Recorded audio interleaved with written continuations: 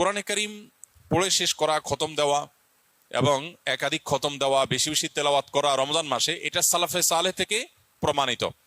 আমাদের পূর্বসূরিগণ তারা রমজানের শেষ দিন পর্যন্ত বেশি থেকে বেশি কোরআনে কারীমের তেলাওয়াতে মগ্ন থাকতেন। যেহেতু এই মাসটাই হলো কোরআন নাজিলের মাস, অতএব এই মাসের অন্যতম গুরুত্বপূর্ণ আমলটা হলো বেশি বেশি কোরআন তেলাওয়াত করা। যেসব ভাইরা কোরআন তেলাওয়াত জানেন না, তারা কোরআন তেলাওয়াত শিখতে পারেন।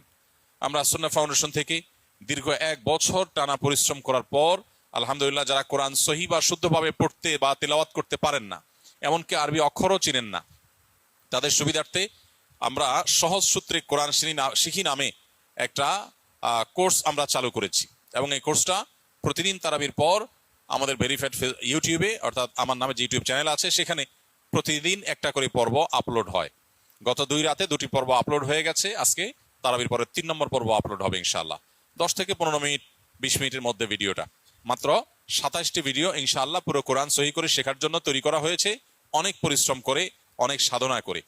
অতএব যারা সময় আছে তারা সেই ভিডিও ফলো করতে পারি, অথবা অন্য কোনো উপায়ে কোরআন সহি করে পড়বো। আর যাদের তেলাওয়াত সহি আছে তারা বেশি বেশি পড়বো। এখন কথা হলো, প্রতিযোগিতামূলকভাবে বেশি বেশি করে কোরআন খতম দিলে সেটা ভালো কিনা? উত্তর হলো অবশ্যই ভালো, তবে তার কোয়ালিটি যেন ঠিক থাকে। এটা ঠিক যে তাড়াহুড়া করতে গিয়ে কোয়ালিটি নষ্ট করে অনেক পরিমাণে তেলাওয়াত করার চাইতে কোয়ালিটি ঠিক রেখে আপনি সাধ্য অনুযায়ী তেলাওয়াত করা ভালো। দেখা যায় অনেকে হুলস্থুল করে কোরআন তেলাওয়াত করেন, কি পড়েন নিজেও বোঝেন না। খতম দেওয়া উদ্দেশ্য হয়, এই খতমটা অর্থবহ না। আল্লাহ তাআলা আমাদের আমলকে মাপবেন, আল্লাহ আমলকে গুনবেন না। কিয়ামতের দিন আমল গণা হবে না মাপা হবে? মাপা হবে। অতএব আমাদের আমলের কোয়ান্টিটি না, দেখতে হবে কি? কোয়ালিটি। এজন্য তেলাওয়াত সুন্দর করে করতে হবে। কিন্তু আবার কোয়ালিটির কথা চিন্তা করে অনেকের খতম দেওয়ারই আর সুযোগ হয় না, সেটা দুর্ভাগ্যের ব্যাপার।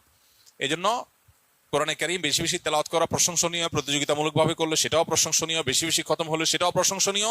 তবে লক্ষ্য রাখতে হবে তেলাওয়াতটা যেন তার তিলের সাথে হয়, শুদ্ধতার সাথে হয়। আল্লাহ বলেছেন, ওয়ারাত্তিলিল কুরআনা তারতিলা, তোমরা তার তিলের সাথে কোরআনকে তেলাওয়াত করো।